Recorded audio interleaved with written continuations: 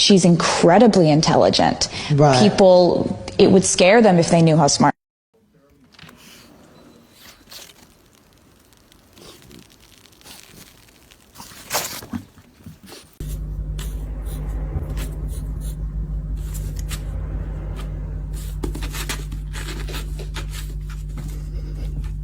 Yeah, I know. I'm a little stuck. What are you working on? Oh! Birds. Sit. Ziva, you don't get a treat till she sits. Sit.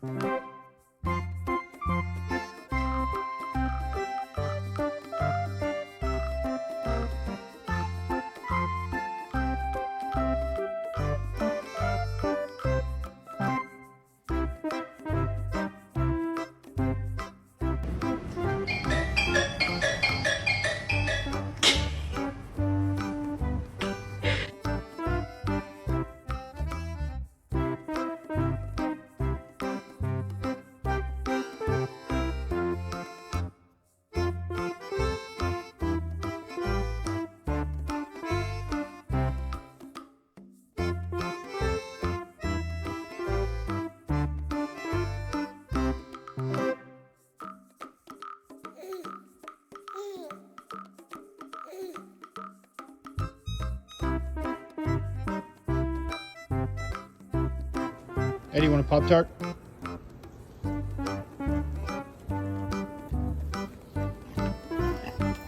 Good boy. There you go.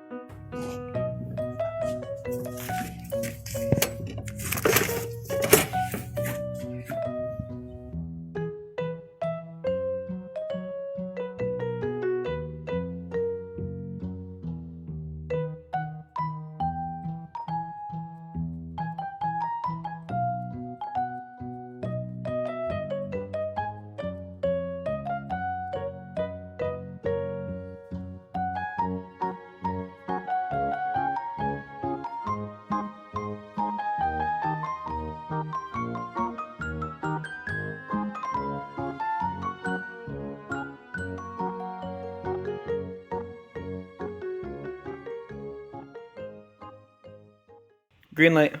Red light. Green light.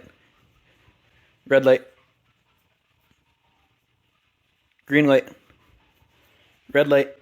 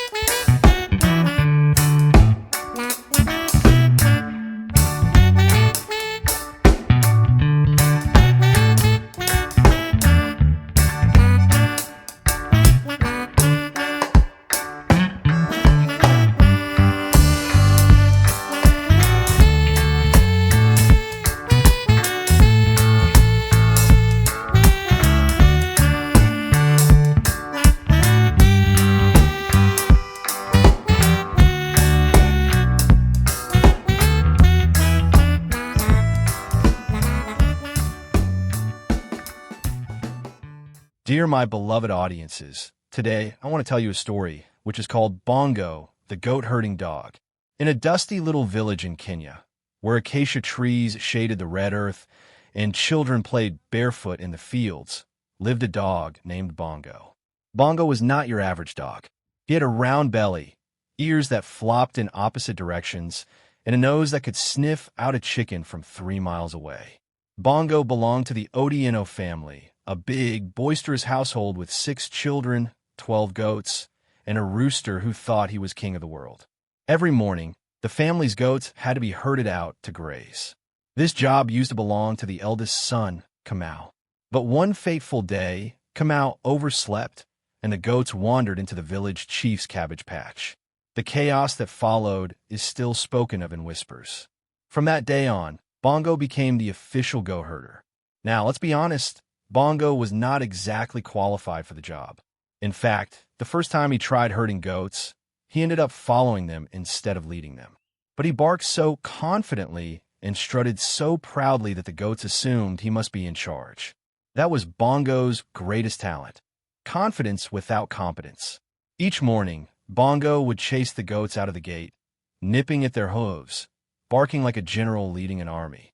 But 10 minutes later, he would usually get distracted by a butterfly, a sandwich wrapper, or a suspicious-looking squirrel, and the goats would scatter in every direction. One afternoon, Mama Odiino sent her youngest, Aking, to check on Bongo and the goats. She found Bongo lying on his back under a tree, chewing on a coconut, while 3 goats were on someone's roof and 2 others were attempting to eat laundry off a clothesline. "Bongo!" Aking yelled. He wagged his tail and barked proudly, as if to say, "I got everything under control." Despite his chaos, the villagers loved Bongo. He made them laugh, and somehow, the goats always came home safely eventually. But one day, something unusual happened. A new neighbor moved into the village, a tall, serious man named Mr. Mwangi. He had recently retired from a city and was very particular about his garden. He planted rows of bright green lettuce, fresh herbs, and even a rare banana tree. And of course, the very next day, Bongo and the goats stormed through the garden like a tornado. Mr. Mwangi stood in the middle of his ruined garden, holding a half-eaten carrot and shaking his fist. Who is responsible for this madness? Bongo ran up, tail wagging, and licked his face. This dog? This sausage-shaped disaster. The village elders were called. A meeting was held. Mama Odieno came, Kamau came, even the rooster showed up and tried to sit in the elder's chair. In the end, a compromise was made. Bongo would have to pass a goat-herding test supervised by Mr. Mwangi himself. The whole village showed up for the big event. Someone even brought popcorn, no one knows from where. The test was simple. Bongo had to lead the goats from the village gate to the hilltop pasture without losing a single one in under 30 minutes. Easy, right? Well, the moment the test began, Bongo sprinted ahead like a rocket. The goats, confused but amused, trotted behind. Halfway there, Bongo spotted a lizard and chased it into a bush. The goats paused, looked around, and one decided to go left. Another went right. Two others lay down and started eating rocks. The crowd gasped. Mr. Mwangi took notes. The rooster crowed dramatically. But just when all seemed lost, Bongo reappeared, covered in twigs, eyes wide, and with something sparkling in his mouth. It was Mr. Mwangi's lost golden watch, the one he had lost weeks ago in the tall grass. The crowd erupted in applause. Mr. Mwangi was speechless. Well, I suppose no one's perfect. From that day on, Bongo kept his job. Not because he was good at it, but because somehow, in his chaotic way, he always made things work out. And besides, the goats liked him. And if goats approve of you, what more do you need? That night, the Odieno family held a small celebration.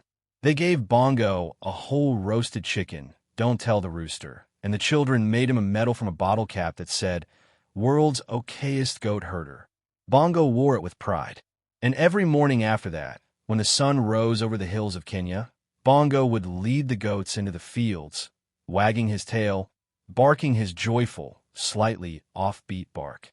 Because sometimes love, laughter, and a bit of chaos are what hold a family together. If you like this video, please leave a like and a subscribe. It will really help our channel grow. But if you don't like it, then just skip it and don't forget to check out our other videos. Thank you very much and goodbye.